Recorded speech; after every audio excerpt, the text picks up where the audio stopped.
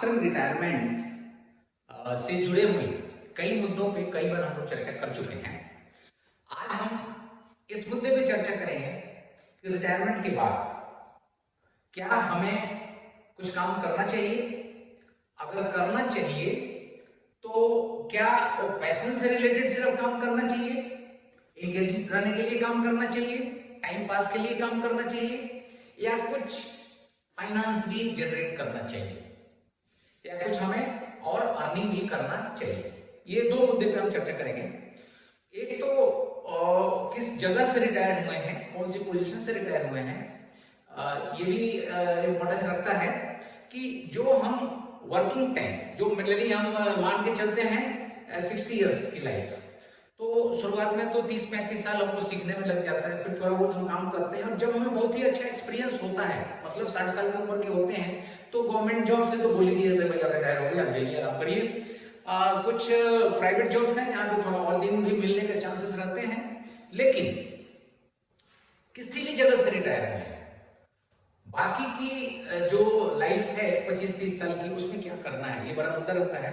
तो बहुत सारे लोग हैं जो अपने पैसे से रिलेटेड काम में लग जाते हैं और डिफेंस वगैरह वालों का तो सफिशिएंट पेंशन मनी मिलता है, तो आर्थिक कोई उनको समस्या रहती नहीं है, तो वो काम में लग जाते हैं अपने पैसे से रिलेटेड।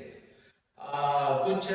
चीजें जो पहले नहीं कर पाए हैं, समय नहीं मिला है, तो उससे रिलेटेड कामों में लग जाते हैं और वो एंगेज हो जाते हैं कोई नहीं। बट बहुत सारे ऐसी जगह हैं जहां से रिटायरमेंट जब हम होते हैं, अनुभव तो बहुत ही रहता है, काम हम बहुत कर सकते हैं, बट रिस्क लेने की कैपेसिटी नहीं रहती है, या बच्चे बोलने लगते हैं अब हो गया बस, अब कुछ नहीं करना है, हम हैं ना कर लेंगे। लेकिन दो चीजें आती हैं, बच्चे तो बोलते हैं सब कर लेंगे, लेकिन आपके अंदर क्या है, क्या आप जो है उससे संतुष्ट हो जाएंगे या कुछ शौक भी रखते हैं? शौक भी रखते हैं तो एग्जांपल देता हूं, जैसे एक नॉर्मल फोन ओप्पो का, बहुत सारी कंपनी आजकल आई हुई है, आपको दिया जाए और बोला जाए कि भाई लगे रहो दिन भर, सोशल मीडिया है, चिट चैट करो अपने दोस्तों से, व्हाट्सएप ऑपरेट करो, फेसबुक ऑपरेट करो, इंस्टाग्राम ऑपरेट करो, लेकिन आपका अगर शौक है तो बोलोगे कि मेरे को आईफोन चाहिए, तो दोनों के कॉस्ट में बहुत वेरिएशन है।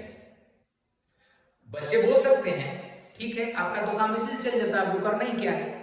लेकिन आप अगर शौकीन मिजाज के हैं, आपको लगता है कि नहीं मेरे को तो आईफोन चाहिए, तो फाइनेंशियली आपको स्ट्रांग होना जरूरी पड़ेगा, ताकि आप अपने डिसीजन खुद ले सकें कि आप आईफोन का टॉप मॉडल चाहिए आपको या ओप्पो का फोन चाहिए। इन सब चीजों पे अगर ध्यान देंगे तो लगता है कि हमें सिर्फ एंगेज रहने से काम नहीं चलने वाला है, हमें कुछ फाइनेंशियल क्रिएशन भी करना पड़ेगा, मतलब कुछ हमें धन भी अर्जित करना पड़ेगा। तो आफ्टर रिटायरमेंट की जहां तक बात आती है, आफ्टर रिटायरमेंट,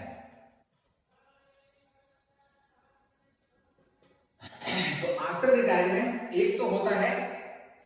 पैशन से रिलेटेड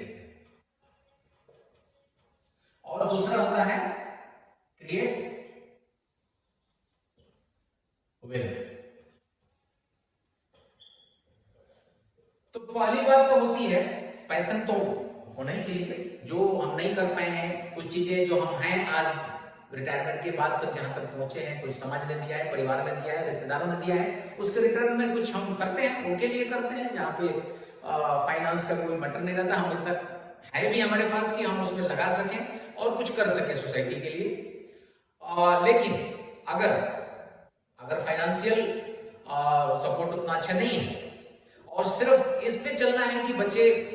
या घर वाले सब देखभाल कर लेंगे, आवश्यकता की चीजें दे देंगे, तो जो नीड्स है वो तो पूरे हो जाएंगे, लेकिन शौक नहीं पूरा होगा। अगर शौक पूरा करना है तो यू शुड क्रिएट वेल्थ